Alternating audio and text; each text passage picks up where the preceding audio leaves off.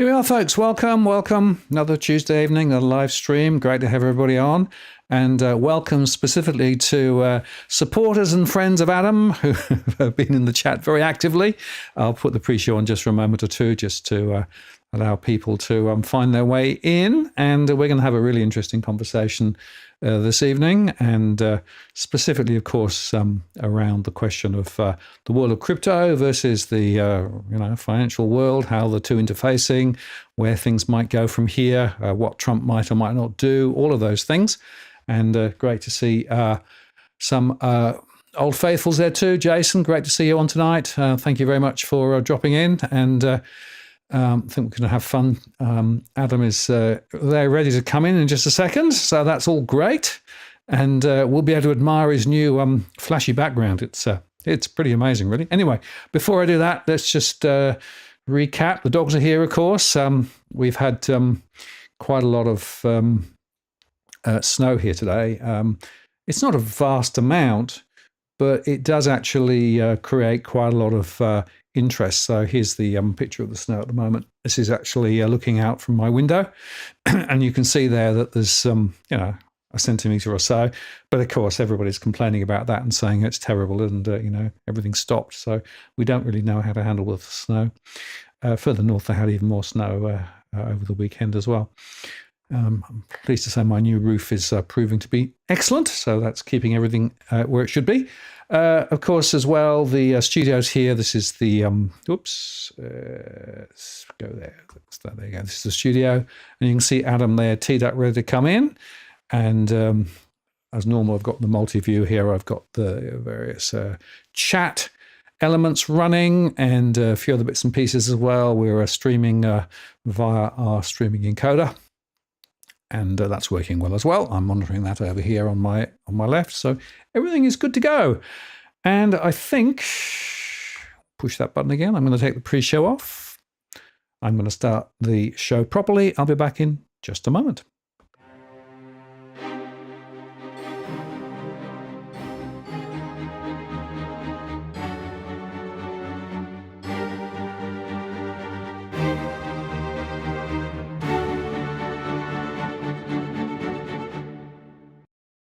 Well, good evening. Welcome to this live stream on the 7th of January 2025.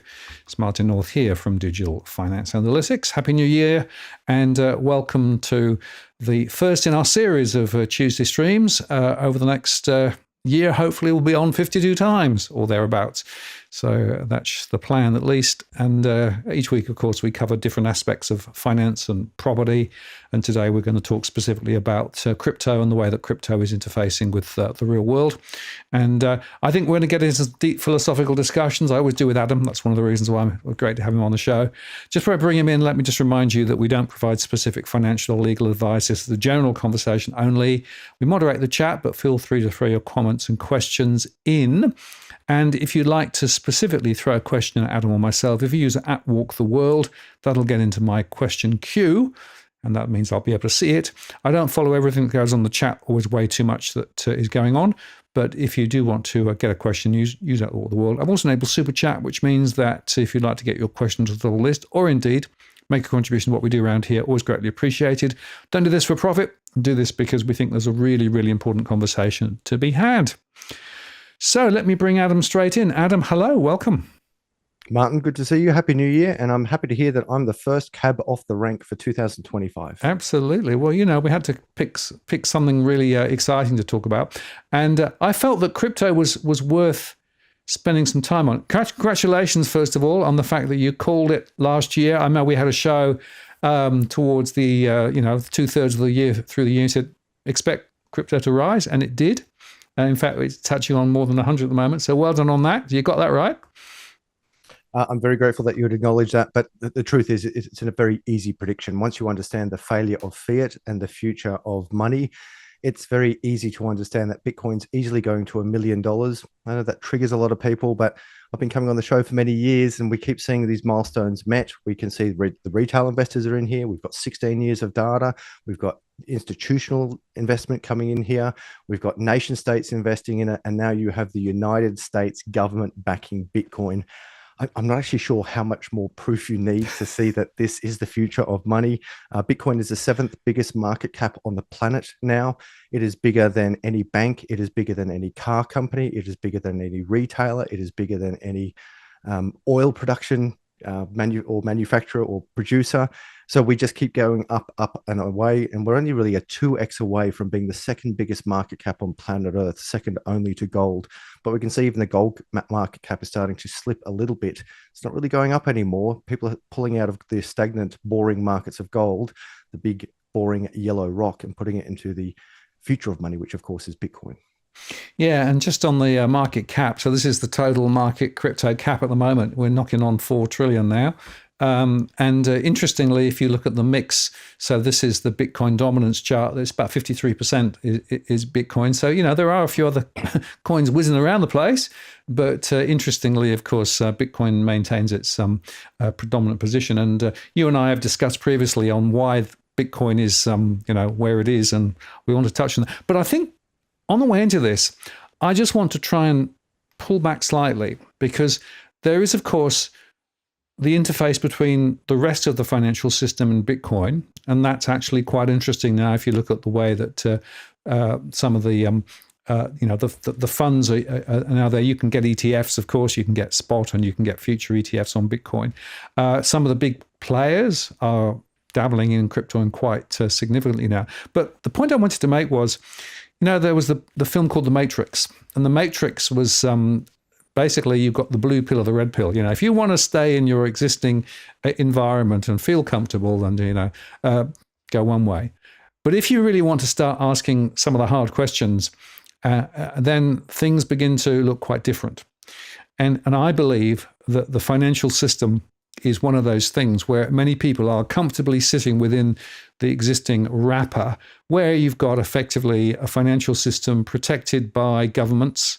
You've got the central banks, of course, messing with interest rates and saying that they can control this economy by pulling the levers when they probably can't. You've got the US dollar, which is very predominant now, and a lot of funds flowing into the US. You've got a US economy where they're talking about a $5 trillion increase in debt and deficit over the next few years. Also a $2 trillion prize for cost savings, whether those will be able to come through too. And we've got more and more pressure on other economies, Australian economy, the Aussie dollar, of course, grinding down, putting a lot of pressure on that. So China's economy also as well. And then, of course, we've got the tariffs. So my point is that when you start unpicking this and thinking about some of the DNA of the existing financial system, it's not like we've got this safe, secure system that everybody benefits from, right? And over here, you've got crypto that is actually, other. The fact is that the existing system that we've got today, and we've had for the last 200 and something years plus, and probably longer if you go back, to the gold era and before, it's not doing well for many, many people. It's doing well for the few, but for the many, not so much. So I think that's a really important sort of point in the ground to start this conversation tonight. It was a beautiful introduction there, because the reality is once you actually start to understand money, you realize that you're in fact, all of us, we're in fact part of the biggest Ponzi scheme in the history of humanity. So people get very angry at Bitcoin when they first hear about it, because primarily they don't understand about it, or they've been scammed in something that looks like Bitcoin, but it was actually some other scam disguised in Bitcoin. The reality is that the real scam is fiat, the US dollar, and all fiats around the world that are linked to nothing, and they just keep printing this thing to infinity. And people are now starting to wake up. The middle class is being absolutely decimated, because all markets that operate in market failure eventually fail. And fiat is the essence of market failure. You can't keep printing worthless money that's linked to nothing but violence. And what we mean by that is, what backs up the US dollar? Well, it's not gold.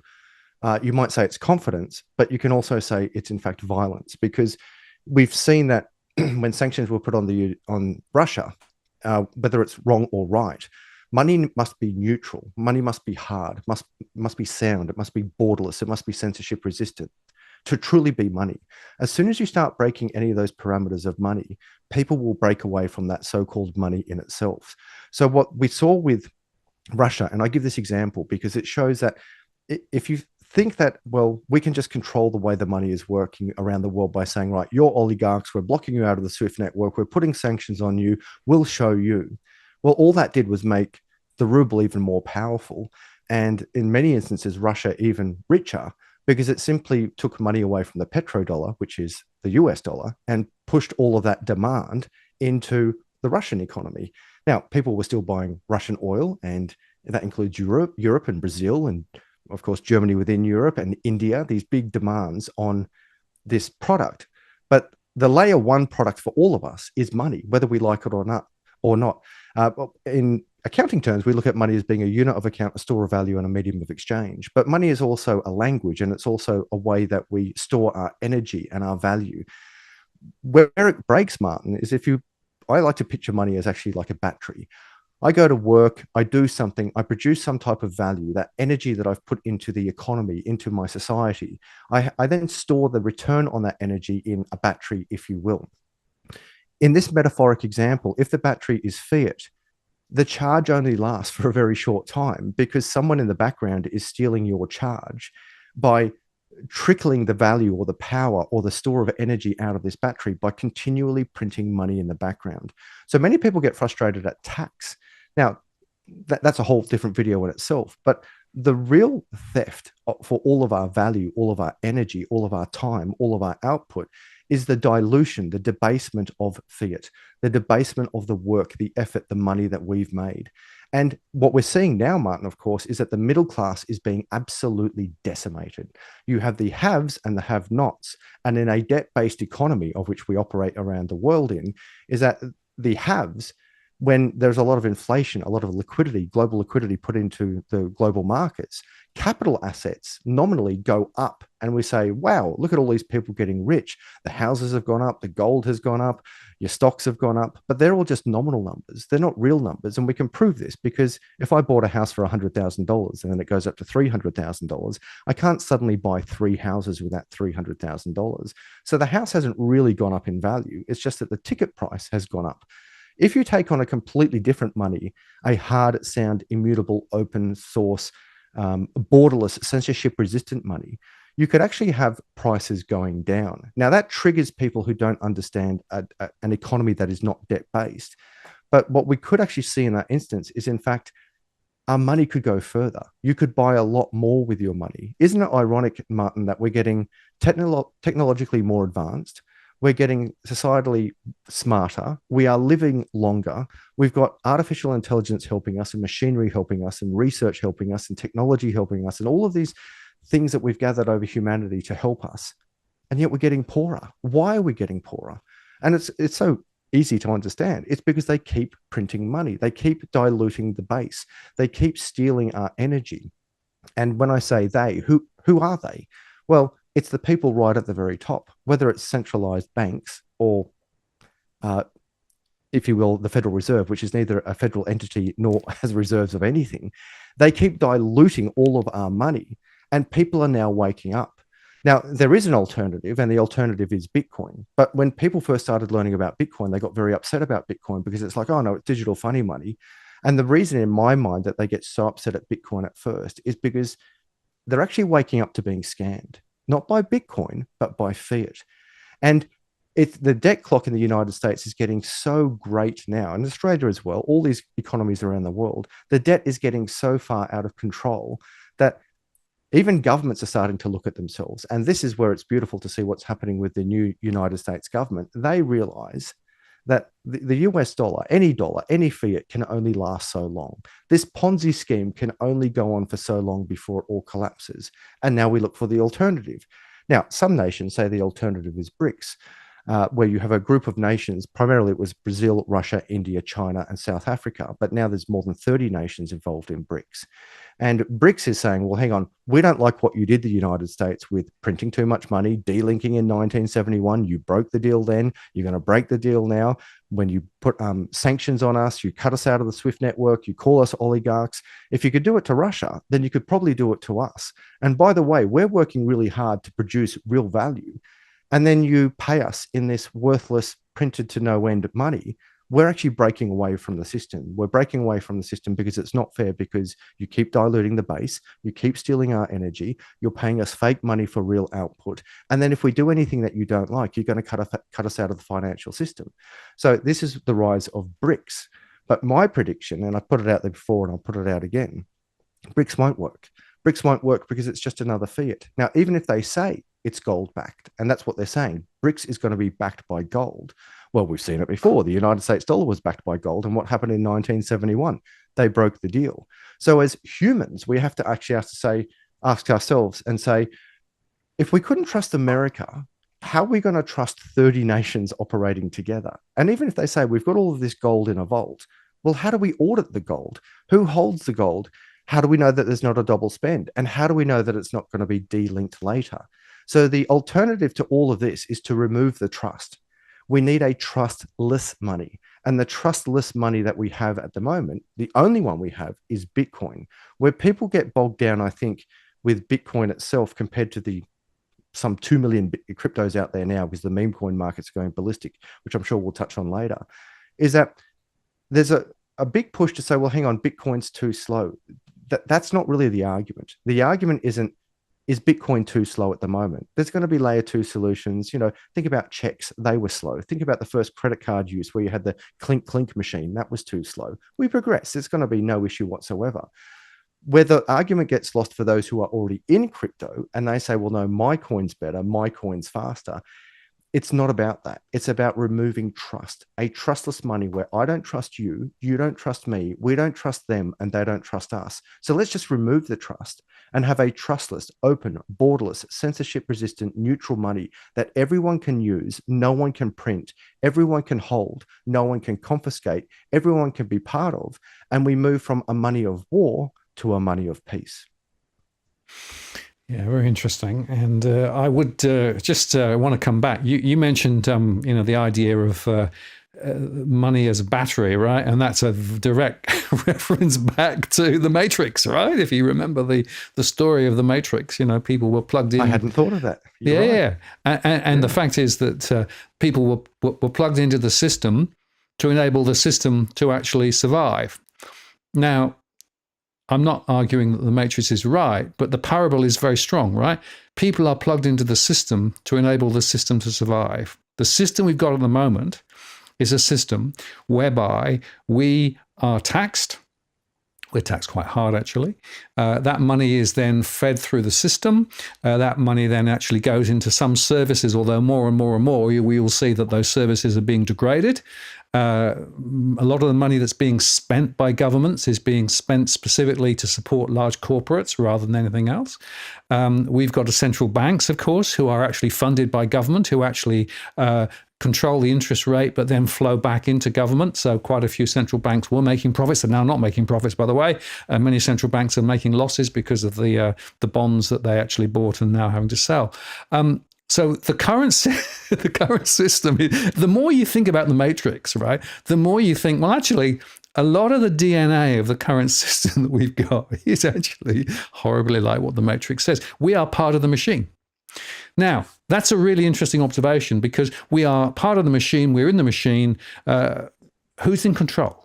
So who's setting the agenda? Who's actually thinking about what's good for us rather than actually what's good for them? And I would argue that part of the problem we've got at the moment is that the big corporates and large financial institutions have an overreaching influence on the way that politicians think and the way, therefore, that the system works. Now, you mentioned earlier on, a lot of people are struggling at the moment, and I see that in my surveys at the moment. Interest rates are significantly higher than they were. One of the factors, of course, there is high property prices. High property prices were pumped up because of changes in regulation, because of the fact that banks were able to lend a lot more, which inflated their balance sheet, which means they could lend a lot more, which put prices up, which meant that people would borrow more, which put prices up. So there are more feedback loops. And so wherever you look, what you've actually got, if you stand back and think about it objectively, is a system that supports the system, rather than the system that supports individuals within the system. Now, once you start from that perspective, it's not like what we've got currently is working really well, right? The aspiration is to find something which could work better. And to my mind, the idea of something which is immutable and something which can't be devalued, and frankly, if you look at the value of the dollar, what you get for your dollars today is a lot less than it used to be. Tomorrow will be less, even more. And so what that means is that they can print a lot more money, but actually the price of things are going up, not because effectively the value of those have gone up. It's because the amount of money you need to get them has gone up, which means you could actually argue that it's not that property prices have gone up, it's the value of the dollar has gone down. Absolutely. I recall when we worked together a long time ago in our early journey together on the cash ban. One of the things that you said was you were tired of politicians lying to us, and I keep thinking about that because you see it a lot at the moment with inflation. One of the things that really annoys me with inflation, besides everything getting more expensive, is that the explanation given to the people is a blatant lie. They say, and when I say they, we've seen both.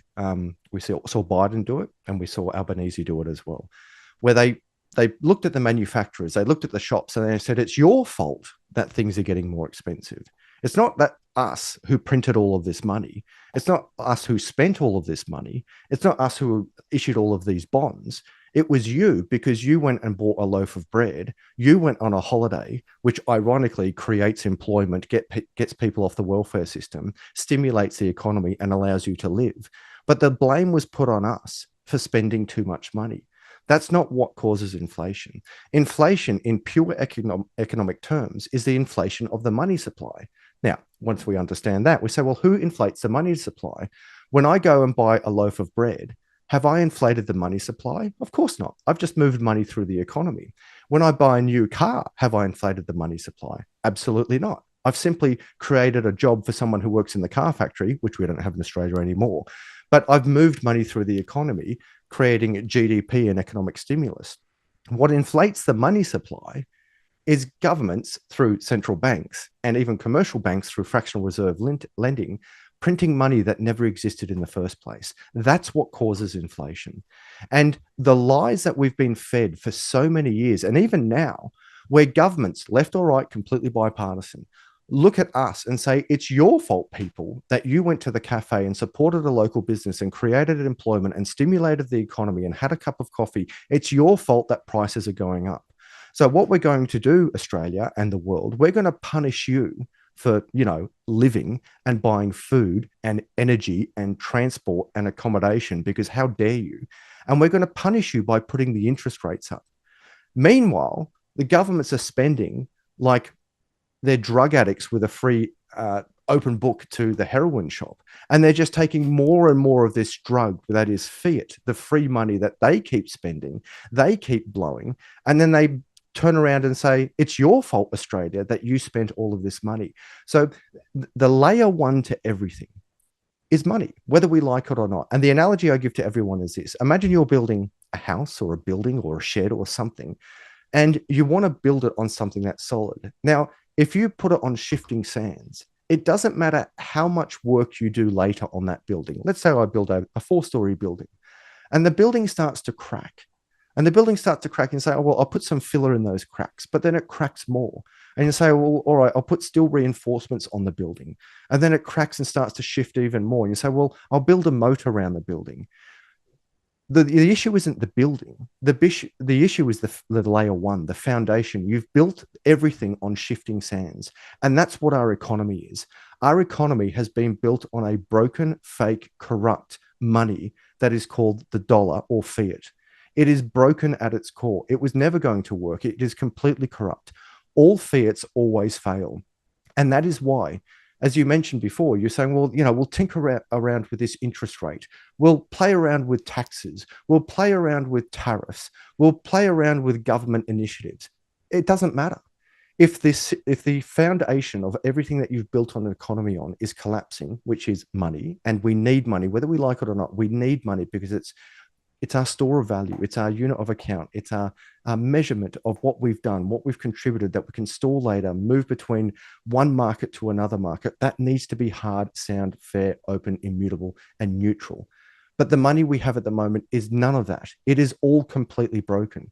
So here we are. We have all of these politicians, left and right, completely bipartisan, saying, well, let's reinforce the building that's falling to pieces by putting plaster filler in the gaps. It's never going to work. It's all going to fall down. And of course, now we can see that they say, well, what are we going to do? We'll just print more money. Well, that makes it even worse. So we have an alternative. The alternative is a hard money that is truly scarce and controlled by no one. More importantly, its value isn't determined by you. It's not determined by me. It's not determined by a government, and it's not determined by a military. What it's determined by is the free market. And what's so ironic to me, Martin, as we get very philosophical, as we get straight into it here, is that we scream how proud we are of being a democracy, how proud we are of being free. Meanwhile, we have cash bans, we have lockdowns, we have the MAD bill that was being put in, but all of it is actually around money.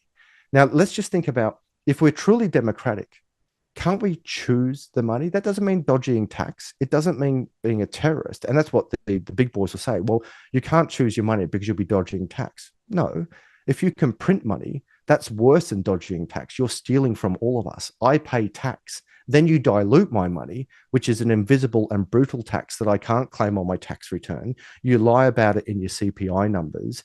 You create havoc on the free market. You decimate the middle and lower class. You even decimate the higher class, because it's really the 0.1 percenters that are making all of this money.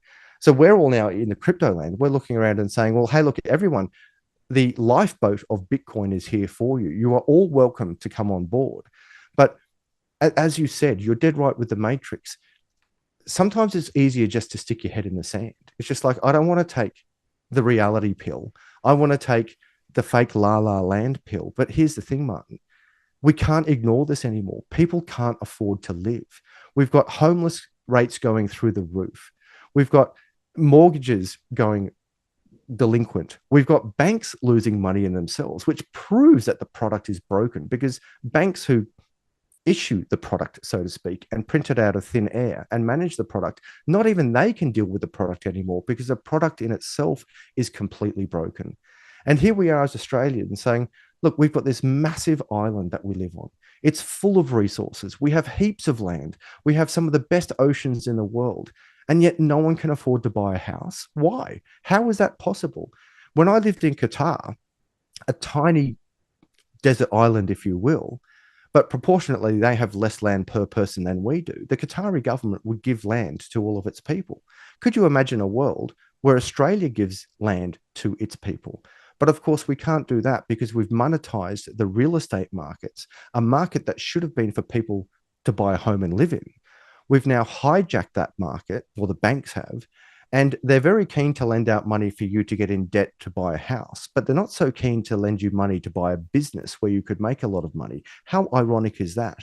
And now that you can see that people can't get into the housing market, even when they're cranking up the interest rates, which should make them more profits and slow down the economy, that's not working. So no matter what lever they pull, okay, we're going to increase the interest rates. Well, that doesn't really work. Okay, well, we'll play with the tax rates. Well, that's not really work. None of these levers that we're pulling on the economy work anymore. And they don't work because the engine itself is broken. Here we have politicians tinkering around with the steam engine, and we're over in our flying cars moving forward. And it's like, oh, well, maybe if we put better coal in the steam engine, this thing is going to go a little bit faster. Maybe if we put air conditioners in the carriages, the customers will be a little bit more comfortable in the carriages behind. It's like, you're tinkering with a steam engine. We're in flying cars over here. What are you doing? Come across here. Now, the consequence to all of this, Martin, as we move so quickly, is that a lot of people are getting stupidly rich. And you can see the majority of my conversation here with you isn't, hey, come into crypto because you're going to get rich. Now, the reality is you probably will get rich if you've been in the space as long as me and as many of my viewers. But we come for the Lambo and we stay for the revolution. Most people come into Bitcoin because they want to get rich. And I can admit that. It's okay. But once you actually in Bitcoin and you understand money, you're like, hang on a second. Getting rich is just a consequence of the most superior technology that we've had in our lifetime. Now, that might be a big statement for many people to understand at first, but once you've studied this for 10 years full time, as I have, on top of an economics degree, on top of building a real estate portfolio, on top of living around the world, you start to realize Bitcoin is in fact the greatest technology we've ever seen. It's the neutralizer. If you're on the left or right of politics, this is for you. If you're male or female, this is for you.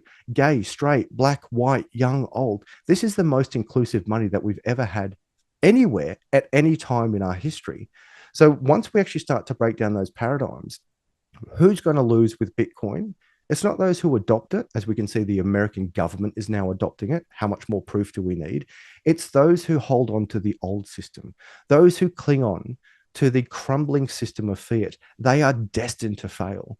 And everyone here in the crypto land is saying, hey, you're all welcome here. We don't care what you look like. We don't care how rich or poor you are. We don't care what language you speak, what nationality you are. Everyone's welcome here. Come on board. And everyone who comes through the crypto door, the legitimate crypto door, not the scam door, not the pump and dump door, but primarily the Bitcoin door, all of them are like, I should have come here earlier. All of them. No one has ever come into Bitcoin and said, oh, this was a really bad idea. I should never have come here. They all come in and go, oh, let's look around. What is this place? And then they realize, oh my word, this is the future. We're here. This is our savior.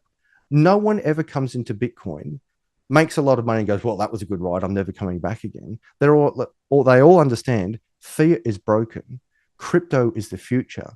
Bitcoin is the pinnacle. Now, within our community, I'll admit there's going to be some debate where my coin's better than your coin and this coin's better than that. That's irrelevant for now. What we're saying, what you and I are agreeing on, is that money is broken. And we now have a solution. And it is only a matter of time before the house of cards collapses entirely. It's already starting to fall down, but it is only a matter of time before the whole thing collapses and everyone flees to the exit door. And that exit door goes straight onto the life raft of Bitcoin. Yeah. And, I think that as time goes on, more and more people would agree that the story of, the existing economy is one that doesn't actually support ordinary people very well at all. And so therefore, naturally, people are thinking about whether there is a better alternative. I have to say there are some skeptics, of course, in the chat, as you would expect, right? And of all the questions, I wanted just to throw this one straight at you from Jason, because he threw a big incentive through Super Chat for me to put this up. So, Jason, thank you for that. Here is it. This is from Jason. Thoughts on ISO 2022-2, the KYC AML, which will be implemented at exchange level by current system law, while noting it cannot be implemented at protocol levels for Bitcoin. Could BlackRock, etc., purchase enough to vote for a change at protocol level and get control of the new system like they did fiat? Now, you'll have to explain the question, because I don't understand the question before you answer it, Adam. Okay, so I knew this question was coming. Jason, thank you for your super chat, not to me, but to Martin. And he asks the same question every week, but it's a fair question. So let's break it down. So the ISO 2022 standard is an international financial standard that says if you're going to move money from this bank to that bank, you have this standard that we're going to apply to, that we're going to adhere to. There are many ISOs for many things. So I want you to think of even car seats in the back of your car. That's an ISO fitting. That's an international standard fitting where you can buy a car seat and plug it into your back car. And it's a standard where we can use a child seat in all cars of any brand anywhere around the world, and you plug it in, cool, it works. When it comes to financial systems, there's an argument that, well, okay, it's primarily pushed towards XRP. Now, there are many coins that adhere to the ISO standard of 20022. You've got XRP, you've got XLM, you've got Algorand, you've got Avalanche, you've got HBAR. There's a couple of others that I can't remember off the top of my head, but they are all coins that comply with this standard. The argument, or the counter, so on one argument, they say, well, hang on, you're going to have to use this cryptocurrency, primarily the XRP army will say it's XRP, because this adheres to that old standard. And I say to the XRP army, we're not arguing the same thing. What you're arguing, and it's a valid argument, XRP is a superior product, it's got low transaction fees, it's got massive liquidity pools, it's got less friction. And they say, well, XRP is going to be the way because it's got all of those things I listed and it adheres to the ISO standard. And there's no argument there. What we're saying to the Bitcoin maxis and those who are fed up with fiat is like, you're trying to fix an old system. We're saying break away from this system and use this system. This system it's the same for everyone. whether you're a bank, whether you're a government, whether you're a nation, an institution, whatever. It's all the same for everyone. Bitcoin is neutral. With the ISO standard, it's saying, well, according to the old broken system, when you're using banks and you're using what used to be the SWIFT network, we still got the SWIFT network, but it's a very slow and cumbersome system. Many people are saying, well, we have to stick with this old system. And the Bitcoin maxis, and I'm not a Bitcoin maxi, but I beat the same drum. I say, why are you trying to fix an old system when we have a new system? Why are you trying to tinker with a horse and cart when we have flying cars? Oh no, this is a steam engine. It's like, yeah, we've got the internal combustion engine. Why are you trying to deal with sailing ships going across the ocean with a better engine when we've got airliners that can do it much better? Now, it's not just about speed or transaction cost. It's about the rules of money. Who gets to print money? Well, central banks, governments, those with the most guns, those who are the most violent, those who are the most powerful, state-sanctioned violence, those who can put people in cages if anyone else prints it. Those are the ones who get to print the money. What we're saying in crypto is like, we get what you're saying with the ISO standard, and we acknowledge it. But we're saying we're breaking away from that. Now, you've got the United States government saying we're actually adopting Bitcoin at first as a strategic reserve, but it starts somewhere. It's like, oh, well, they're not doing it as a global reserve currency. It's like, okay, well, the US dollar wasn't always a global reserve currency. It was gold at one stage. Then you had notes printed against gold, and then it was delinked, and then you're where we are now. When it comes to the United States adopting Bitcoin, let's go back. First of all, it was just the retail investors. Then you had some big players investing in it. Then you had the BlackRocks investing in it, and now banks investing in it, and nation states investing in it. And the whole world is shifting from the old broken money to the new hard sound scarce money.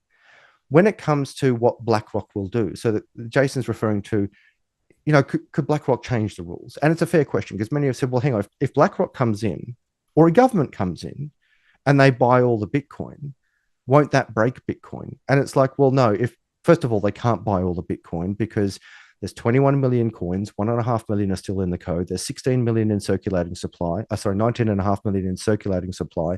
We've lost about 6 million that we think we've lost. So that gives us about 13.5 million. Satoshi has 1 million. Nation states have hundreds of thousands. Individuals individually have millions of these coins. So even if BlackRock came in and said, right, we're going to buy all the Bitcoin, well, the consequence would be it would send BlackRock broke, and it would make me and everyone else who holds Bitcoin a multi-millionaire, likely a billionaire. So please, BlackRock, governments, if you want to go and buy all the Bitcoin, first of all, good luck. Second of all, please do, because I'm quite happy to buy a 30-story mansion because it would make me that rich. And I say that not being arrogant, but with the rules of mathematics and the rules of thermodynamics and the rules of supply and demand. They can't break the rules of Bitcoin. They can't change the rules of Bitcoin. And here you see that there's still this paradigm of like, no, we're going to tinker with this steam engine. We're going to put these old rules on the old paradigm onto the new money, and we're going to take control. It doesn't work that way. This is the first technology that's been very much ground up, that the retail investors have been able to front run the market. We've been able to front run the market for arguably 15 years. I remind everyone that the US spot-backed ETFs only came into effect last year. So they've only really had 12 months to now come into the market. And they are pouring billions upon billions upon billions of dollars every week into this market. And all that it is doing is giving them some exposure to crypto, but it's making everyone who invested in Bitcoin, including the newbies who are coming in now, it's making them all rich. It's actually leveling the playing field. Whereas in the past, the old paradigm, when centralized institutions and arguably corrupt nations got to front run the market, they got all the bang for the buck. Equally, when you look at how shares can be diluted, I'm not talking about a stock split, but when they actually issue more stocks or more shares, it dilutes the holdings of everyone who's got that share. Now, whether that share is $1 or a stock in a company, they are still old paradigms that break the rules and benefit those at the top. Bitcoin doesn't work that way. Bitcoin cannot be diluted by anyone, and the code cannot be broken. And people say, well, quantum computing's coming in. Well, quantum computing at the moment can issue about 10 qubits of power. whereas Bitcoin is the most powerful network in the history of the world, and it's operating on about 100,000 qubits. So the delta between what quantum computing is doing at the moment and where Bitcoin's operating is essentially light years apart. But here's the thing, as quantum computing gets stronger and stronger and stronger, Bitcoin gets stronger and stronger and stronger. So it's a good question from Jason, and I know I've spent a lot of time on it, but did you give you a super chat? The ISO standard is an international standard for an old system, and that standard may apply, and it may have some validity today, but will that be so strong tomorrow when no one's using those old systems? And everyone says, oh, we'll never break away from film. Well, ask Kodak how that went. We're never going to break away from DVDs and videos. We'll ask Blockbuster how that went. And we're never going to break away from the gold standard. We'll ask the US dollar how that went. Things are constantly changing. And the only thing that hasn't really changed over our entire lifetime and beyond is the financial system. Now the financial system is changing. And it's a big shock to particularly those at the very top, because they're like, hang on a second, we've had an oligopoly or a cartel or a monopoly over this entire market for our whole lives. Now we actually have a competitor. Right, let's try and do our old tricks on the new money. And they're trying it, and they will fail. And in the process of trying and failing, all they're doing is making me and everyone else who gets into crypto, which is everyone, much richer and much freer. So please bring it on. So I want to pick up one thing. You said there's about 6 million Bitcoins that disappeared. A few people in the chat saying, what? Can you explain that? It's not that it disappeared. Okay, so the white paper was written in 2009. The first block was really coming out in 2010. So you've got 21 million Bitcoin buried in the code. And if people aren't familiar with this, think about having 21 million gold coins that are buried in the earth. Every 10 minutes, 50 Bitcoin in the early days for the first 4 years, it's every 210,000 blocks you have a halving, but that's roughly every 4 years. So for the first 4 years, every 10 minutes, 50 Bitcoin came out from the digital ground, if you will, into the digital economy. After 4 years, that what's called a block reward cut in half to 25 Bitcoin. Then another 4 years later, which was essentially 210,000 blocks. It's just under 4 years, but it's close enough to 4 years that we go with that. The block reward cut in half and then cut in half again. So now what we've got is every 10 minutes, we've got about 3.125 Bitcoin being mined. That is the supply of Bitcoin being trickled into the market. Now, make sure everyone makes the distinction between maximum supply, which is 21 million, and circulating supply. Maximum supply is initially the 21 million that is digitally, if you will, buried into the digital ground. And the 19.5 million that's circulating at the moment, that's a circulating supply that has been, if you will, digitally mined and circulating in the economy. So everyone can see this. Everyone knows that there's approximately 19.5 million that have been mined, and there's another 1.5 million to go. So of the 19.5 million that we've mined, we forecast that 6 million have been lost. Now, what do we mean lost? It's not that they've disappeared. It's not that they've burnt. We can see them on chain because everything's transparent. We can see approximately 6 million Bitcoin that haven't moved for over a decade. And we speculate that that's because people have lost their keys, they have died, they have had their girlfriend throw out their laptop, and there's countless stories where this has happened. People have been sitting on millions of dollars worth of Bitcoin. They didn't think it was worth anything back in 2010. So they threw out their seed phrase or their password or the laptop where the private keys were stored on, and you can't recover it. There's not a Bitcoin shop that you can go to and say, "G'day, Mr. Bitcoin company, I've lost my seed phrase. Can you reissue it to me?" It doesn't exist. And that's why this is a very powerful money, because just as no one can print it, no one can block it, no one can stop it, no one can seize it, equally, no one can reissue it when you lose it. So what we do know is that there's 19.5 million that have been mined. What we also know is that there's a maximum supply of 21 million. We also know that Satoshi Nakamoto, the founder of Bitcoin, who wrote the white paper, he or she or they hold 1 million Bitcoin that has never, ever moved since 2009, since the very early days. What we don't know is where those 6 million are being held or who's in control of them, because they haven't moved. But what we also know is that a lot of people have come forward and said, yeah, I lost my keys. There's countless stories of, people had $1 million worth of Bitcoin and then they lost the keys or they lost a seed phrase. They can't recover that. So that's gone forever. No one can remine them. No one can access them. No one can seize them. No one can pull them out of the code. So when we say that they're lost, we can see them there, but we can't touch them. Yeah, and somebody made the comment that there's a chap in the US, I think, who's still trying to find a drive from some time ago, right? And that's the point, of course. And that's one of the things, of course, why people, when we remind people that you need to understand, the cold wallet, the hot wallet, and all those sorts of things, and make sure that if you do have crypto, that you've actually thought about the storage and all of those things, because there is no plan B. That's right. And that scares some people. So the analogy I give you is, if I give you a $50 note or a gold coin, probably two very different values, but if I give that to you and you're physically holding that $50 note or the gold coin, you're in control of it. You can put it under your bed, you can bury it in your backyard, you can put it in your safe, you can do what you want with it. You can throw it in an ocean if you want to.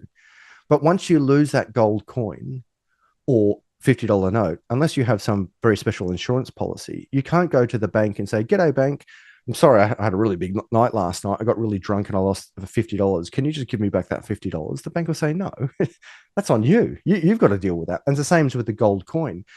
And this is where people grasp the concept of Bitcoin, is that although it's digital, it's on you. You own it, you hold it. And with great power comes great responsibility. Now, what's interesting, Martin, is that many people don't want that responsibility. And I say that's okay. That's the free market. My core principles is the free market, not a corrupt, broken market. So there are now many products out there. An exchange is an example. Generally, the rule is don't leave your money on an exchange. Don't leave your crypto on an exchange. But many people do. But then you have custody houses where you say, "You know what? I'm not comfortable holding this Bitcoin myself. I don't trust myself. So can you hold it for me?" And they say, "Yeah, we'll hold it for you. We'll insure it. But of course, there's a fee for doing so." And there's a danger in that if the company goes bust, if they are corrupt, if they run away with your money, if they are dissolved, just as a bank can and does do, like they block your funds, they go bust. You have bail-in and bail-out laws where they basically steal your money one way or another. It's the free market. If you want to be in control of your money with Bitcoin, if you want to own it and hold it and have no one touch it, you can do that. Equally, if you don't trust yourself, you can get someone else to do that. Equally, if you say, "Well, I'll hedge my bets and I'll put some here and some there," you can also do that. What's beautiful about this is that you now have the choice. If you contrast this choice with cash, do you remember, Martin? I know you're a young man, but maybe you can recall back in the day. Do you remember you used to get paid in cash? Do you remember those days? I do. You'd actually get these little yellow envelopes and they'd give you the cash. Well, now you don't get that option. You can't say to your employer, unless it's a small business like a cafe or something, but you can't say if you're working for the government, "I want to be paid in cash." They'll be like, "No, we don't do it that way." Let's go the other way. If you want to give the government money and you go to a shop front and you say, "I want to pay in cash," multiple shop fronts, they don't accept their own currency. Australian government issues Australian tender, then Australian government shop fronts don't accept the very tender that they gave you, even though it says by law you have to accept this money within the nation of Australia along those lines. The Australian government won't accept its own currency in its own shop fronts. How odd is that? So this is where Bitcoin becomes more powerful. Bitcoin is like cash. Whether you want to have a centralized body hold it for you or you hold it yourself, you have that choice. But when it comes to digital fiat and you get paid in fiat, you don't get that choice. It has to go to a centralized body. Now, who is that centralized body? Well, it's a bank. And what can the bank do? Well, they can block your money. They can seize your money. They can say you're not taking $10,000 out unless you give us written notice and explain to us why you're taking that money out. They can even say, "We don't even have any money in the branch here. We can't even give you the money." Did you see recently in, I think it was Lebanon, again, this is the second time this has happened that I'm tracking. A woman went into a bank and robbed the bank to get her own money, not the bank's money, her money, so she could pay for treatment for her family member that was dying of cancer. Now, it was her money. It was her bank. And she went in there and the bank said, "No, you can't have your money." And it's like, "I need my money. My family member's dying. Give me my money." And they said, "You can't have your money." So she basically robbed the bank to get her own money. And now she's in prison. And we've seen this happen over and over again. And in Australia, you're seeing many people go to the bank and saying, I want to pull out $2,000. And the bank teller says, what for? And it's like, what do you mean, what for? None of your damn business. It's my money. I want my money. Give it to me. No, but by policy, by law. Whose law? Whose policy? We've now got to tell the banks what we're doing with our money. And of course, the throwaway line is tax and terrorism. It's like, well, guess what? I know about terrorists that I've seen on the news that has been reported to me by the mainstream. They're driving Toyota Hiluxes. We should probably ban Toyota Hiluxes. And what I also saw was terrorists. I saw a terrorist on the news who was wearing shoes. So maybe we should ban shoes. Now, you might think I'm being facetious here, but the truth is we keep punishing innocent Australians, good people who are doing nothing wrong, by treating them all like tax evading terrorists. So we force people to put their money into a centralized body who can block and seize that money at any time, who have bail-in laws, who can steal, or bail-out laws. Which one's, it's bail-in, isn't it, where they take your money from your savings account? They can take your money anytime they blow their own budget. And we're saying, well, hang on a second, I want to opt out of this system. Now, at the moment, well, hang on. Before Bitcoin, you had no choice. You had to opt into that system or have no money. But now in the free market, again, democracy, why can't we choose to use a different system? And the throwaway line is tax and terrorism.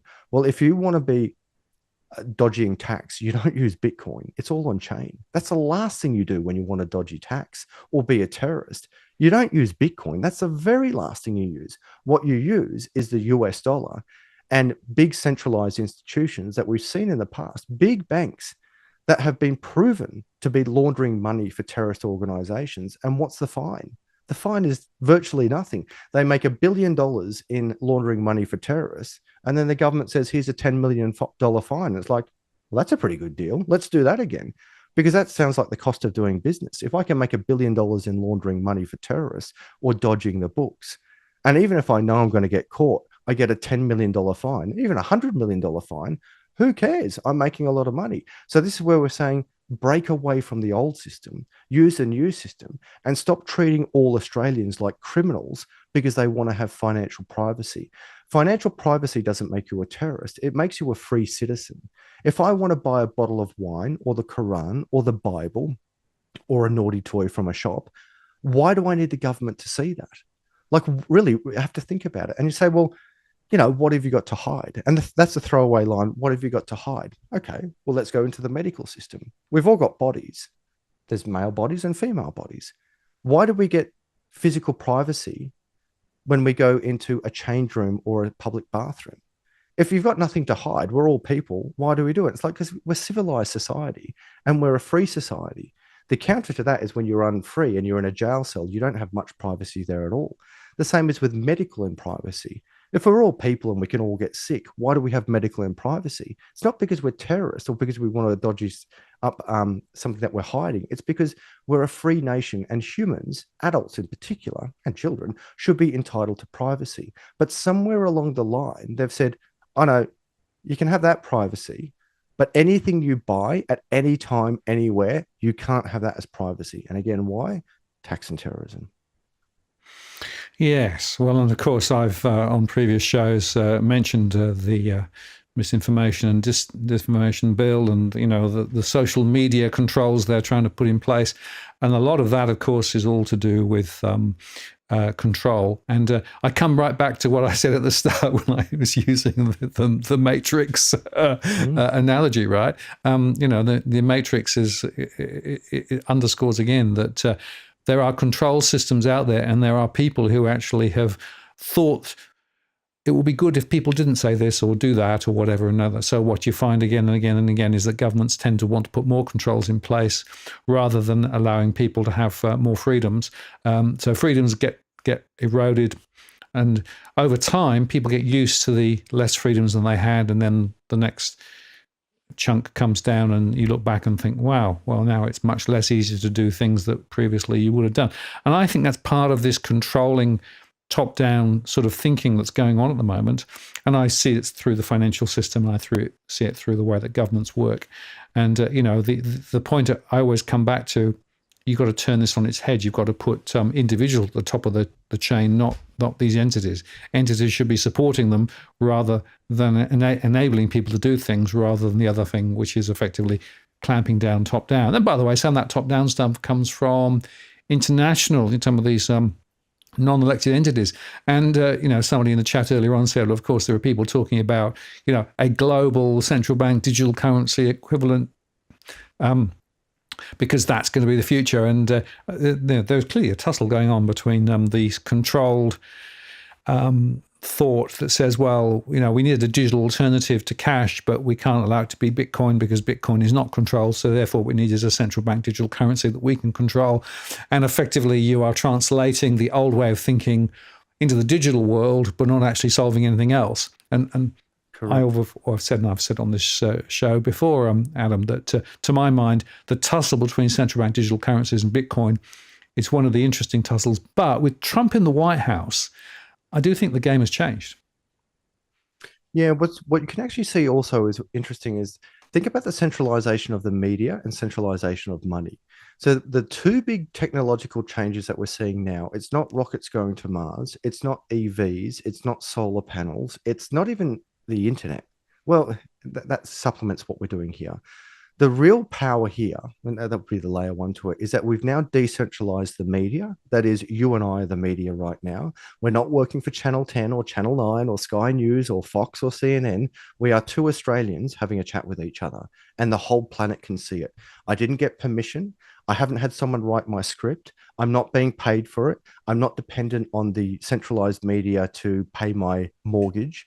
I am free to speak and therefore exercise different ideas. And how ironic that the government wanted to come in and say, well, you can't speak. We're going to put in the MAD bill. The universities and the banks and the government, they can speak, but you, and the centralized media bodies, they can speak, but you, Martin, and you, Adam, you can't speak because democracy, I don't know, some random crap. But of course, the next part is we're seeing is that we're now having the decentralization of money. And these are two concepts that we've never even thought about before, because we always thought that the media were virtuous and telling the truth and they could be trusted. And why would you think any differently? Now, of course, when Donald Trump came in, one of the greatest innovations that Donald Trump gave the world was he bypassed the media. If you recall, many moons ago, when Trump first came in and he started tweeting, the media lost their mind. They're like, how dare this American citizen, who happens to be the leader of America, speak directly to the American people without going through us, the almighty CNN and centralized media bodies who get to filter and edit what this dirty, horrible orange man says. How dare he speak directly to the people? Well, now look at what's happened. All politicians have an X account. All politicians speak to the people one way or another through social media. You can see them having YouTube accounts, having X accounts, having Instagram accounts, having email distribution lists. That was something that just never existed before. The only way they could speak to their constituents, if you will, was through a letterbox drop or centralized media bodies, whether it was a newspaper, television, or radio. That was the only way that they could talk to the people. Well, now we can bypass these centralized bodies and speak to the people directly. And that's why people are waking up. And it's also why I'd argue the centralized media hated Trump so much. There was obviously, orange man bad, he's a sexist, he's a racist. That was the rhetoric. But what it really was that this man could not be bought by a centralized lobby group that was going to be given a script to say, read off the script, do as we say, we're in charge. You just are the puppet in front of the cameras. You then actually had an American businessman, a multi-billionaire who didn't need the money. He didn't want to be controlled by the lobbyists, whoever the hell they are. And he just led as a leader by himself. And the consequence was the media tried to absolutely destroy him. But the counter to that was that you have the internet of information where people could say, yeah, I don't know if that's actually true. And then you had mainstream media being proven to lie so much. And then you had citizen journalism, such as Joe Rogan, saying, hey, do you want to come on the show and we'll have a conversation? Now, Joe Rogan was a lefty who hated Trump. But ultimately, once he actually spoke to Trump and could create the platform, he's like, yeah, I actually am going to vote for Trump. Now, This isn't about Trump. What this is really about is about the decentralization of media, which allowed the decentralization of the passage of information, and heaven forbid, treating citizens like adults so they can hear both sides of the argument instead of a narrative that was drafted, I'd argue, by those who control the purse strings. You could now have the freedom of information.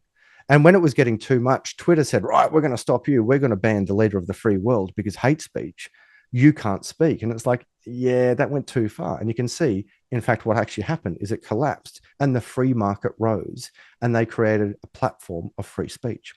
When it comes to the centralization of money, that is now breaking as well. So you've got the decentralization of media and you are now having the decentralization of money. Where Trump is coming in, he's actually saying, no, he was one at first to say, no, Bitcoin bad. We've got to protect the US dollar. And that kind of made sense to those who didn't understand money.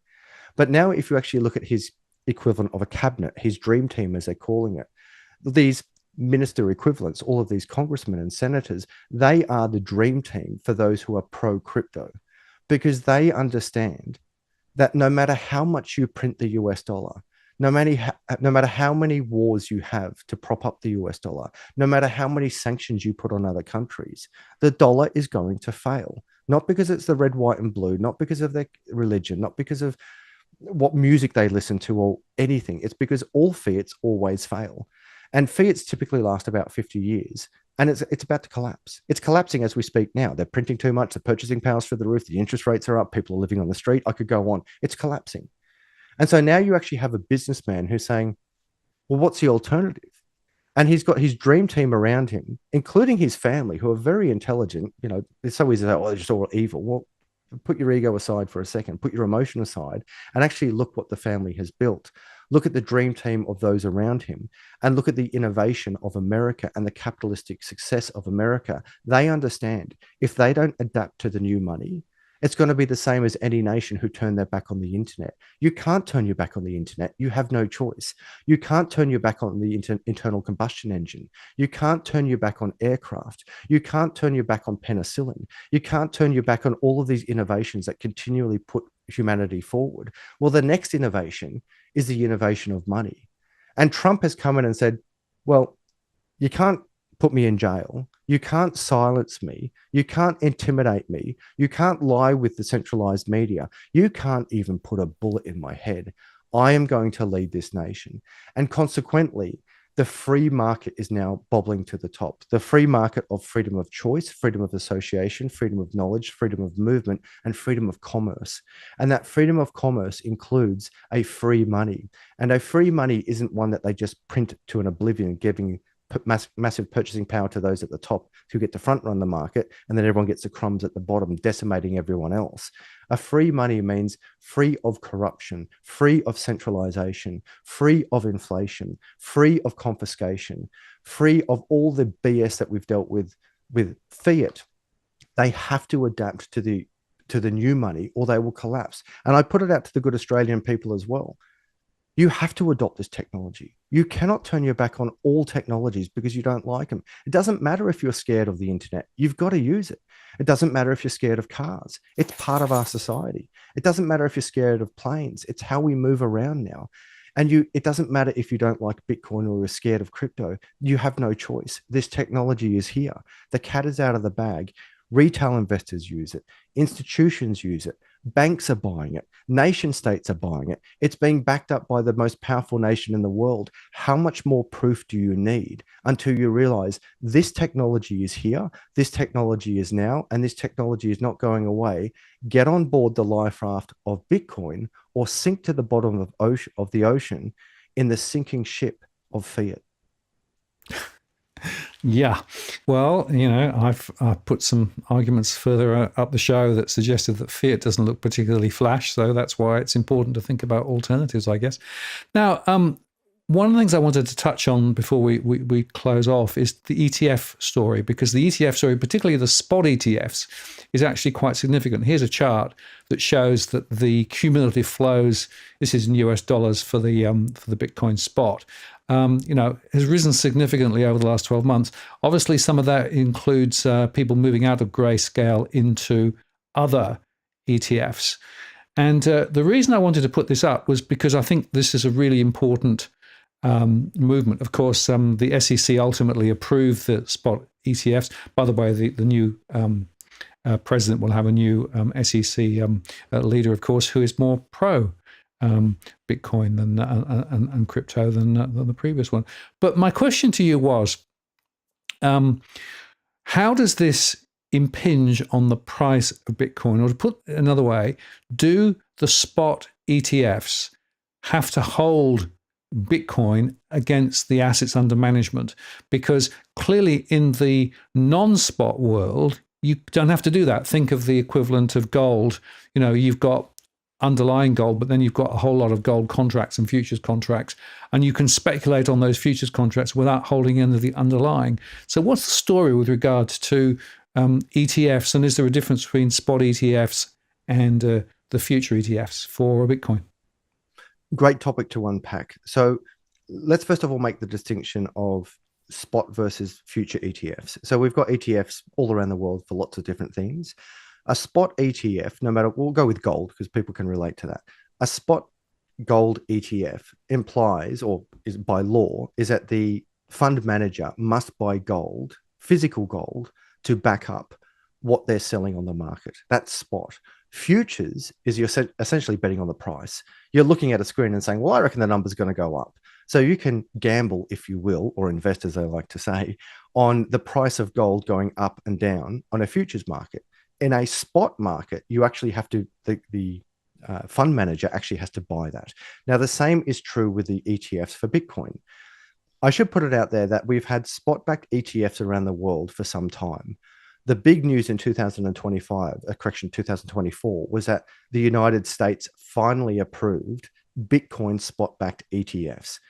As much as Gary Gensler hated it, and we're happy to see him go because he was the, if you will, the I was going to say anti-Christ is probably not appropriate, the anti-person for Bitcoin. And he was really stifling the innovation of Bitcoin and crypto development in the United States, the center of gravity of the financial and innovation markets of the world. As soon as Gary Gensler had to succeed, and I would argue that, or secede, that the reason why he surrendered to the spot-backed ETFs is because BlackRock wanted to get into it. So who's in charge? I'm not convinced the government at the time was in charge. I'm not convinced that the SEC was really in charge. I'm convinced that he who had the most money was in charge. And that was conspiracy theory, everyone. Put your tinfoil hats on, just giving you a warning. For years and years and years, the United States was trying to get spot-backed ETFs approved in the United States, and the SEC kept knocking them back. But when BlackRock, who has more money than most nations combined, when they put in the spot-backed ETF, then it was approved. And because BlackRock had their approved, all the other fund managers had to have theirs approved, because it was not right to say, well, we're only going to approve BlackRock's spot-backed ETF, but we're not going to approve anyone else's.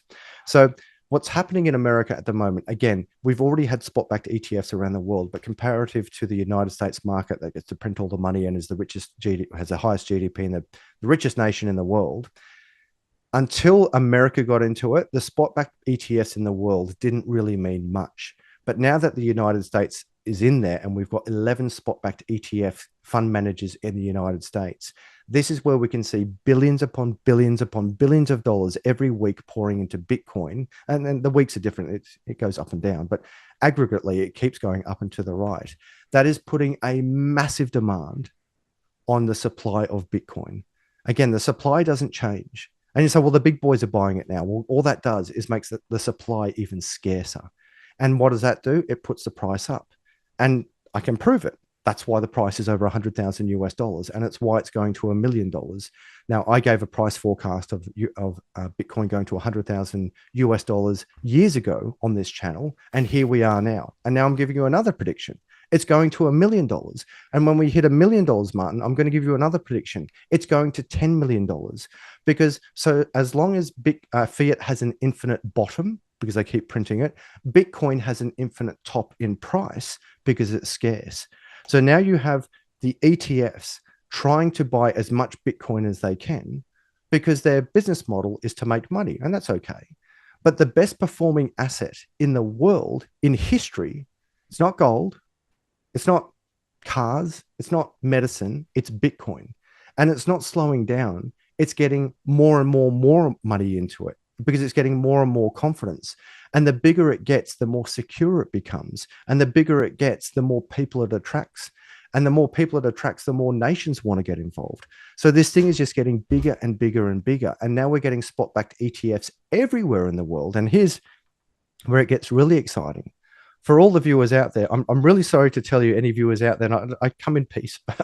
For all of the Bitcoin haters out there, and I get it, it's okay. I was there at one stage. Trump was there at one stage. Michael Saylor was there at one stage. Maybe even Mark North was there at one stage. The reality is, even if you don't like Bitcoin, you're now probably investing in it, because ETFs are financial products that are available not only to individuals, but to corporations. So superannuation funds, pension funds, 401k funds, they get exposure to different markets. They might get exposure to gold markets, medicinal markets, oil markets, tobacco markets, and now they're getting exposure to crypto markets. So what it really means, Martin, is that first of all, the spot-backed ETFs are now legitimized in the United States. They were legitimized everywhere else, but now they're legitimized in the center of gravity for money, which is the United States. What it also does is creates a lot of confidence in this product, because now it's not just computer nerds saying we think this is going up. It's now the biggest financial institutions on planet Earth are investing into this thing, and they're investing into it big time. And that's before we even talk about the United States investing in this as a strategic reserve, and other nation states will have to invest into it as a strategic reserve. But for me personally, the most exciting thing is everyone's now in Bitcoin. If you've got a 401k or a pension fund, there's a pretty bloody good chance that some of your money is now invested into Bitcoin. And here's the thing. Out of all of your stocks, or that your fund manager or your pension fund is investing in, what they're finding is that the best performing asset, it's not oil, it's not diamonds, it's not gold, it's not even bonds or treasuries or any other stock. It's actually Bitcoin. And so what will they do when they allocate a 0.5 of a percent to these funds? And they say, right, end of year report, which allocation did best? And they're like, Bitcoin did best. And they're like, what, as a percentage? And they're like, no, the 0.5% allocation to Bitcoin performed better than the 20% we put into gold. So they're like, all right, well, if it's performing well, double it. And of course, they're doing that. And then guess what happens? It performs even better because everyone's doing it. And it becomes a snowball effect that Bitcoin keeps performing so well. So everyone keeps investing in it. So more money goes into it. And this is where you're seeing right now as it happens, and that Peter Schiff is going to hate this, is that money is in fact trickling out of the gold markets and going into the Bitcoin markets. And it's not because gold is necessarily bad. It's because it's just not performing. It doesn't do anything. And everyone says, well, Bitcoin goes up and to the right. No, Bitcoin just holds a correction. Everyone says gold goes up and to the right. It just holds its purchasing power. And that's okay. Gold beats inflation. Just. And in some years, it doesn't beat inflation. But Bitcoin absolutely beats inflation. Where people go wrong with Bitcoin, they say, yeah, but in this year it went down. It's like, stop looking at the 1 year cycle. Look at the 4 year cycles. Because remember, if you buy a house, that's 30 years. In the olden days, it used to be 20 years. When you're doing a life plan, it's really 5 to 10 years. Business plans are 5 years, but Bitcoin is performing on a 4 year cycle. So it's so fast. So ultimately, the spot Bitcoin ETFs are just another milestone in the crypto timeline. It legitimizes the product even further. It puts a greater demand on the very scarce asset of Bitcoin, and it brings people into the market who otherwise didn't even know that Bitcoin existed. Their money is now coming into this market. It's going to get even bigger. It's happening right now. It's a very exciting time to be alive. Yes, and of course, the ETF managers clip the ticket on every transaction. And so they're actually generating significant income for themselves through the use of these ETFs. So it's the same, of course, with stocks as well, that the ETFs make it easy to manage your investments. But on the other hand, you've got these large institutions who have inserted themselves in the value chain and are clipping the ticket every time. It's just worth reflecting on that when you think about the way the structure of the industry works. But no surprise there, right? If you think of the rest of the financial industry, you had derivatives and you had ETFs, both of which invented by the big end of town to be able to benefit from more ordinary people investing, and they're clipping the tickets, and they're doing exactly the same now. So this is where I come back to this idea that the old world of finance and the new world of finance, they are interlocked, and they're interlocked at these critical points. And so you end up with effectively a number of entities with a finger in both pies, as it were.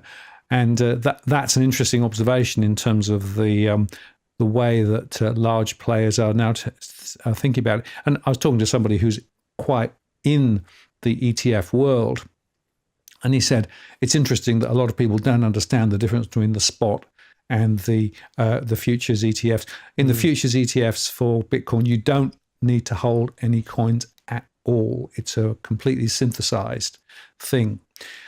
If you have a spot ETF, you actually have to hold the coin. Certainly, that's a legal requirement in many markets, and so there's a big difference there. But I guess there's another question as well, which is that if you are actually tapping into Bitcoin through the ETF, then who owns the coin? Is an interesting question, right? What rights do you have in that situation? It's not the same as holding, a coin in a cold wallet that you actually hold the keys to. Exactly. So just going back a step where you say, they're inserting themselves into these systems. Absolutely. And they get a commission for the purchase, if you will. And I've got no issue with that. It's a business. If I'm Woolworths, as an example, they buy cases of Coca-Cola from Coca-Cola, they sell the Coca-Cola and they get a little commission for that. Of course, they've got expenses, they've got the shop and they've got to run the admin and they get a commission. And the same as when you're selling Bitcoin. The difference is, though, where the old financial systems are trying to inject themselves into these new financial systems, what BlackRock can't do is they can't front run the market like they do with many of their products. So they'll say, right, we're going to, as an example, I'm going to make a new stock called the Martin North stock. And BlackRock goes to all of their inside investors and say, right, we're about to release this product to the global market. Who wants in on the IPO? We're doing a behind the closed door where all of you rich people, you get to front run the market. And we're going to make sure that you get a big position in here first. And then we're going to sell it to all the retail plebs out there. And we're going to take their money and make you rich. You can't do that with Bitcoin. The other thing is, if you look at the dilution of shares, I'm not a stock split, but when they issue more stocks, you can't do that with Bitcoin. So what's interesting is when you look at these fund managers, yes, they are trying to inject themselves into these systems. And yes, they're going to make commission on these sales. Absolutely. And I've got no issue with that because that's the cost of doing business. But what they can't do is they can't change the architecture of Bitcoin. They can't change the rules that are the same for everyone. They can't front run the market. They can't dilute the stock. And consequently, they realize, actually, there's only so much we can do on this. But here's the thing. The demand is so great that the commission on clipping the ticket, if you will, or getting the commissions on the sales, that's more than enough anyway. So it's very exciting that, yeah, they can apply some of their old business model to what we're doing, but not all of it. And this is where we get lost on the ISO standards. Like, oh, well, no, we're going to put this old standard on the new thing. It's like, no, you can only put so much on there, because now we have an actual choice. Now, when it comes to, do you want a fund manager to hold your crypto, or do you want to hold your crypto? Again, I'm a believer of the free market. If you want a centralized body to buy this stuff for you, go for it. But if you want to hold the responsibility, also go for it. But if you want to hedge your bets and split the risk, if you will, you can also do that. Now, what's interesting in my world, Martin, is a lot of my clients in the crypto.land, nice little plug there, wasn't it? They're actually coming in here and they're building their own self-managed super funds in crypto. So they're bypassing what I was describing before, where, you go to work, you get your superannuation paid, it goes to some fund manager, some super fund, and they manage it for you and they take a commission. Fund manager takes a commission and everyone takes a commission and everyone's losing money. Well, everyone's saying, a lot of people now are saying in the crypto land, why the hell would I do that? Why don't I just manage it myself? And that's where you have a self-managed super fund, and they're putting a lot of their money straight into crypto. And guess what? They are decimating their old returns. They are making so much money so quickly because the velocity of these markets is so incredibly fast and the volume is so incredibly high. And anyone who thinks, oh, that's a scam, no, just think about this. The stock exchange is open, what, 9 to 5, 5 days, not even 9 to 4, depending which exchange, 9 to 4:30, 5 days a week, 48 weeks a year, roughly. It's closed for public holidays. It's closed for weekends. It's closed for bank holidays. It's closed in America when a president dies. That's slowing down the markets. There's 16 hours a day during a business day that it's not even open. Crypto markets, they never sleep. It's like saying, oh, we're going to shut down the internet at 5 o'clock. Right, it's 5 o'clock. Everyone turn off the internet. Think of the amount of production, the innovation, the output that's done on the internet that's available to the world 24/7, almost for free. Then when you translate that into the crypto markets, not only are the markets open 24/7, and you can see the traditional stock exchanges saying, we better extend our hours. We can do it. We're rich enough. We've got enough people that we could pay. We can afford the wages. We better step up our game. And you can see stock exchanges around the world are saying, maybe we should operate 7 days a week, or maybe we should operate 12 hours a day. It's like, it doesn't matter, man. In crypto, we're operating 24 hours a day. But beyond that, stock exchanges traditionally it's a $500 minimum buy-in. It's pretty much for the high end of town or the fund managers who are representing on your behalf. Well, now everyone with one of these can put 1 cent into the market at 3 o'clock in the morning. And that's why you have more volume, more speed, more money, more growth, because the on-ramp, the on-ramp's easy and the friction is so low. The volumes are so high, the velocity is so quick. And that is why we are seeing exponential growth. And even fund managers like BlackRock is go, well, we can't dilute the holdings and we can't fund the market. Who cares? The velocity and the volume is so high. We can still make so much money. Who's in? And then when the fund managers, as in the pension managers, the superannuation fund managers, when they realize that the best performing asset isn't real estate, isn't gold, isn't treasuries, isn't stocks, it's Bitcoin, they double their allocation from 0.5% to 1%. Then the next year they put 5% and 10%. And then they're competing with each other. And they say, well, how did that fund manager over there outperform us? And then someone like me goes, well, they put a 3% allocation into Bitcoin. And someone old with gray hair goes, well, I'm not, sorry, anyone with old with gray hair, don't worry, I've got grays coming through. They go, well, I'm not putting into that digital funny money terrorist. And it's like, you've got no choice, boss. If you don't invest into Bitcoin, our competitor is going to decimate us. You've got to put into Bitcoin. And so what does that do? That puts more money into Bitcoin, therefore it performs better. Then the old gray-haired boss goes, good job, Adam. We're going to increase your wage and we're going to put a bigger allocation into it. But my competitor does the same and their competitor does the same. And nation states are putting into it. And of course, the big one, Martin, as I end this rant here, is that you now have governments building this stuff as a stockpile. Just as we stockpile oil and gold, and some nations stockpile iron ore and wheat, you now have to stockpile Bitcoin. Not because you like it or hate it, but because you have no choice. You have to do it because your competitors are doing it. Just the same as when some navies didn't like the thought of aircraft carriers. They're like, well, we don't want to use aircraft carriers because we're the Navy and we sail the seas. You don't have a choice. Or some companies say, well, I'm never going to use the internet because I don't understand computers. You don't have a choice. And the same with money. You have to adopt this money or you will die. Now, there's a very interesting question that came in from Sean a little while ago, which I wouldn't mind you just kicking around a bit. This is, sure. Please discuss with Adam how peer-to-peer use of Bitcoin systems beats banks using crypto when it all goes wrong. Peer-to-peer can't handle bankruptcy like banks can. I'm not sure quite what to make of that. But the question is, there are some differences, aren't there, between effectively those intermediaries and how they're playing it versus holding it yourself? Yeah, okay. Great question. And thank you, Sean, for the question. So it's quite easy. Peer-to-peer means I give my money from me to you. Like you and I meeting in a park or at the cafe, and I go, here you go, Martin, here's $5. Crypto allows us to do that. There is a network that gives the, if you will, that called payment rails. The payment rails where I can connect to you, whether it's your phone, your computer, your wallet, whatever. There is a payment rail where I can move crypto from me to you. Now, to be clear, there is actually no movement of crypto. This is going to blow some people's minds. There is no crypto. It's just a ledger. It's just a ledger like an Excel spreadsheet or a book or a list of transactions that says, Adam had this Bitcoin, now Martin has this Bitcoin. But here's the thing, everyone can see the ledger. No one can corrupt the ledger. Unlike normal money with a bank, they hold the ledger. Only they can see the ledger. They can edit the ledger. They can delete the ledger. They can dodgy up the ledger. When it comes to peer-to-peer, compared to banks, when I tap my card at Woolworths and I buy some food, people think that they're paying Woolworths directly. They're not doing that. What they're doing is they're taking money from their bank to the FPOS terminal, to another middleman, and then the money eventually goes to Woolworths. Now, there could be as many, depending on who you're transacting with and what the distance is, literally the distance. There could be up to 10 intermediaries between you and the person who wants the money.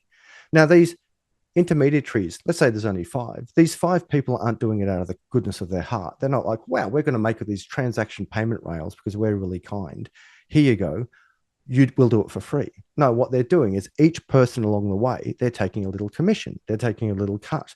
These are multi-billion dollar or corporations that make a fortune by you using their systems.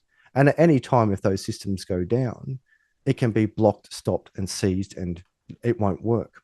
If you recall recently when we had this big problem in Australia where all the FPOS terminals went down, all the airlines went down, all these information terminals and information systems went down in Australia, and it was catastrophic.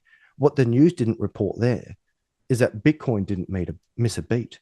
Bitcoin didn't go down. That system didn't go down. It didn't go down because it's the most powerful network on the planet, even more powerful than the internet itself, because it's more secure than the internet.